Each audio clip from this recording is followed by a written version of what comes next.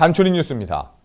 경기도 판교에 국내 최대 규모의 창업 지원 단지인 스타트업 캠퍼스가 문을 열었습니다. 스타트업 캠퍼스는 지상 8층 건물 2개 동과 지상 5층 건물 1개 동 등 총 3개 동 등으로 200여 개 벤처기업들이 입주할 수 있는 규모입니다.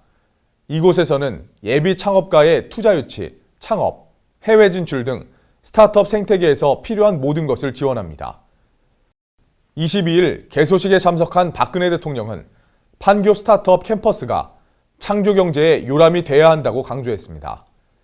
스타트업 캠퍼스는 오는 6월 내에 오디션을 열어 1차 지원 대상을 선정할 예정입니다. 배출가스 저감 장치 조작으로 파문을 일으킨 폭스바겐의 리콜 계획에 환경부가 보완을 요구했습니다. 이번이 두 번째입니다. 지난 1월에 이어 환경부는 이번에도 두 가지 이유에서 폭스바겐의 리콜 계획 보완을 요구했다고 밝혔습니다. 리콜 대상 차량에 이미 조작을 했다는 사항을 명시하지 않은 점과 리콜 차량을 고치기 위한 소프트웨어를 제출하지 않은 점입니다.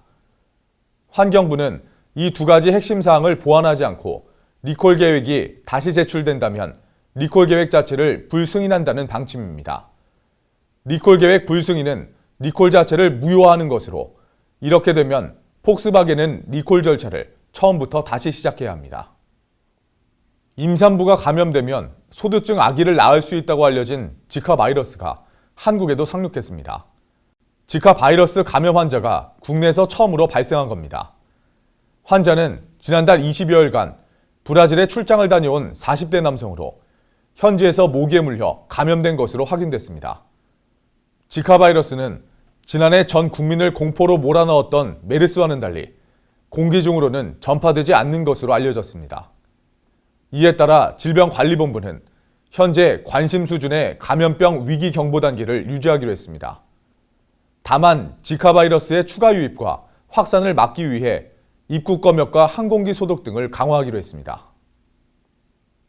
2016 재외공관장회의 셋째 날인 16일 오전 외교부가 이기철 재외동포영사 대사를 주제로 국민이 느끼는 재외국민 보호 외교를 안건으로 한 전체 토론을 개최했습니다.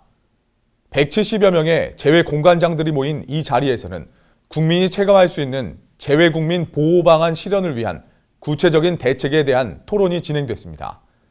이기철 재외동포 영사대사는 이날 토론에서 최근 해외 출국자와 재외국민 범죄 피해 증가, 지난해 11월 파리 테러 이후 민간인에 대한 무차별적 테러 전개 등을 지적하며 재외공관장들의 투철한 소명의식과 헌신을 당부했습니다.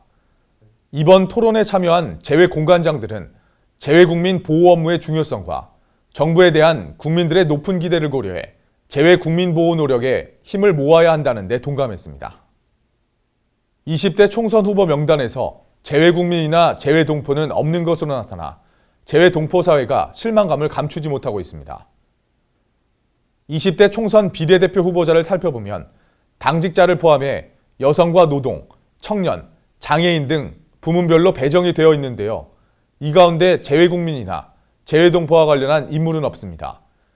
특히 해외 최다 한인 거주 지역인 미주에서 새누리당과 더민주 비례대표 후보 명단에 오른 한인은 전무합니다.